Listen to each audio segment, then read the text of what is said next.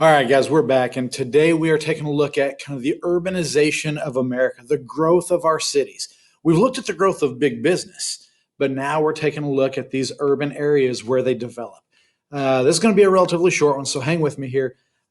Basically, we need to see the causes. There are three major causes, many minor causes, but three major causes for the growth of urbanization.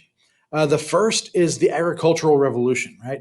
Or at least agricultural revolution. Basically, when we begin to mechanize farming with things like the McCormick reaper, the seed drill, these type of things that allow us to farm larger amounts of acreage with fewer people, you no longer need as many farm hands to do the work. When you were planting and harvesting and tilling and doing all this stuff by hand or in a plow pulled by horses, it was a little bit more labor intensive. When we start to get machines that can do the work of people, the people that used to do the work no longer have jobs to do. And they'll bounce around from farm to farm for maybe a decade, right, looking for agricultural work. But these machines become so efficient and such a necessary part of farming that ultimately every farmer is going to wind up buying, every serious farmer is going to wind up buying the machines. And so there's no longer a need for those people. They wind up making them their way into the urban areas to look for jobs when they no longer can find work in the countryside. Now, the next thing that we're going to see is cause number two of urbanization is industrialization. We're seeing factories emerge. Maybe it's factories creating those farm implements, the seed drill, the McCormick reaper, those John Deere plants, right? But it may be other industrial factories. Maybe it's making shoes. Maybe it's textiles. It doesn't matter, because the reality is no matter what the factory is producing, in addition to the product, it's also producing jobs. They need people to operate the machines. And the machines that they operate, you don't have to be highly skilled. You don't have to be highly educated. They will kind of teach you how to do the simple operation of these machines. So industrialization means that urban areas are going to grow because there are jobs, and jobs are going to draw more people. Now, the last cause is really population growth and immigration. Immigration more than anything else. Our population growth has a high natural growth rate at that time, but immigration is going to be an absolutely massive part of this. Because we are seen as the land of opportunity, because there is so much land available here. And let's be honest, in 1862, they began to give land away for free under the Homestead Act. Well, that's going to get the attention of the entire world. And so immigrants are going to flock here, but they're going to be oftentimes trapped in urban areas, the port cities like New York and Boston, Charleston, the places where they're coming into, because they've spent everything they had to get here. Now, the idea was to work for a short period of time, save up some money, and then move out further west to buy a farm, buy a piece of land. Remember, land equals opportunity. The problem is they get trapped in a cycle of poverty and wind up having to live many times for generations in the urban areas. And so not only are the urban areas growing because of natural increase, but we're importing a lot of people into the cities through immigration. So that's why cities are growing. Now, we also have to recognize that they aren't just growing in terms of population, but our cities are growing up. That's in large part thanks to steel. The steel industry, now that we have the Bessemer process, it's made faster, easier, cheaper to produce steel. We can build things like larger bridges to span greater bodies of water. We can build buildings that go higher than 3, 4, or 5 floors. And so, again, I'll zoom in on the picture. We see the Brooklyn Bridge connecting Brooklyn and Manhattan with some of the early skyscrapers in the background that you can see there. All of that is made possible by steel. We also see railroads, which rely on steel for tracks. We see some steamships that are steel ships now, right? Steel hulls. And so steel has allowed for greater transportation, greater growth up, right? Growing up of cities. This is a really important stage. Now, cities, in addition to growing in population and growing up, they're also growing in terms of modernization. Many cities are beginning to get electrified, right? Thank you, Thomas Edison. We can use electric light bulbs to light the cities and our homes street lights and so forth, which is really much more cost effective and efficient and much cheaper than gas, and also much safer than gas in many ways. So we start to see the electrification of the cities. We're also, because of the electricity, able to now see things like subways and trolley cars. I imagine those would have been terrifying things early on. Get in a metal tube, be propelled forward with electricity at high rates in tunnels under the ground. That doesn't sound like an appealing thing, but it was a new modern way of transporting people throughout different parts of the city. This was fantastic. This type of public transportation really aids in the growth of cities and moving people about. You're also going to see things like safe and reliable drinking water that's available really for the very first time during this Gilded Age. Prior to this, people drank alcoholic beverages, ciders, beers, wines, those sorts of things, because the alcohol content in those drinks would kill the bacteria. See, water was simply unsafe to drink.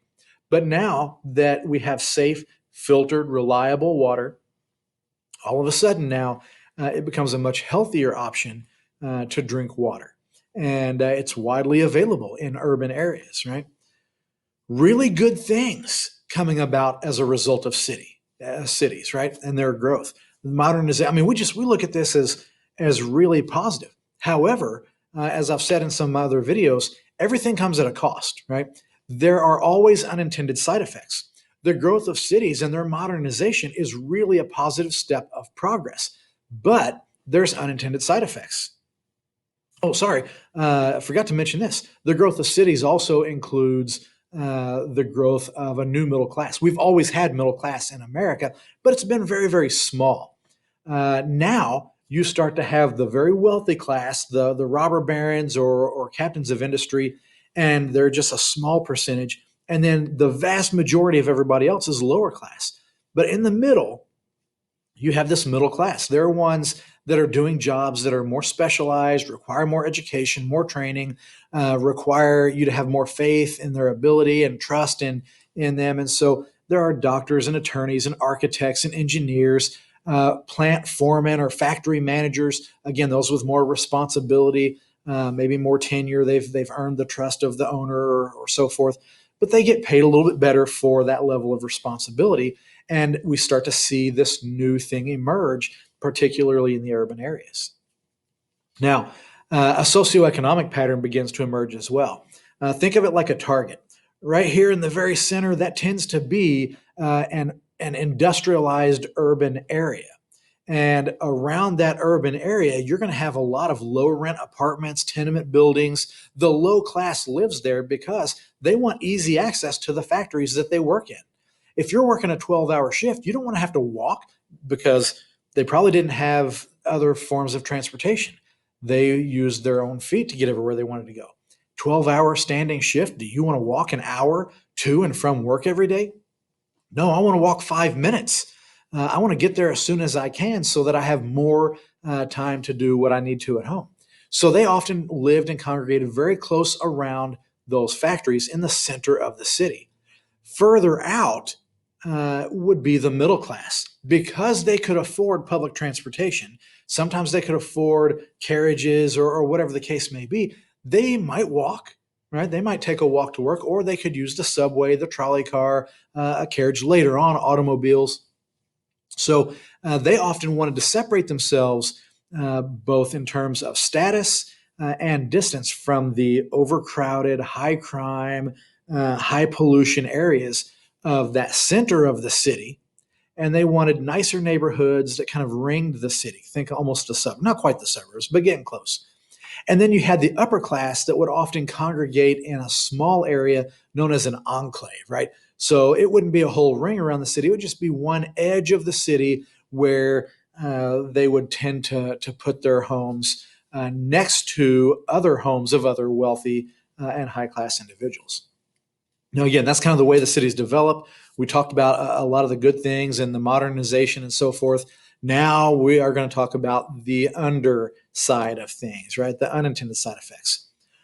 Consequences to urbanization are going to be things like overcrowding, because every day there are more ships coming from Ireland, from Italy, from from anywhere in Europe, right? They're coming, they're bringing more immigrants, and those immigrants are looking for housing, they're looking for jobs. So you have incredible overcrowding. You also, because of the very same thing, had high unemployment. When you have that many people, you have kind of a limitation on city services, meaning fire protection, police protection, sanitation, garbage collection. And so those things start to kind of pile up and become problematic. The city cannot keep up with the demand for its services. In addition to overcrowding and high unemployment, you're also, because of that, going to see high crime or higher rates of crime and unsanitary conditions. Remember, the trash collection can't keep up with the amount of garbage that's being produced. They're living in such close contact with one another that it's easy to spread disease and that sort of stuff. And so you have unsanitary conditions, disease, all sorts of different things that are running rampant in the cities.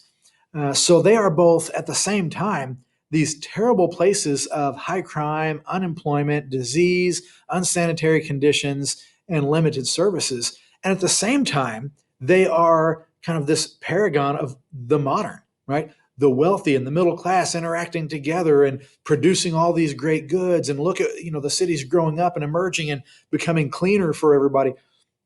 So it really is a paradox based on your socioeconomic condition as to what you might view the city as being, right? It can be both simultaneously a really good and a really bad place to live, depending on your circumstances. So anyway, that's just a real brief overview of urbanization. It's exciting, it's fun, it's interesting because we see this kind of coming together and clashing of two very different lifestyles and two very different realities. So anyway, guys, I hope you liked the video. Make sure you subscribe. Leave me any comments. I'd love to hear from you. And until the next time, y'all have a good one. Thanks.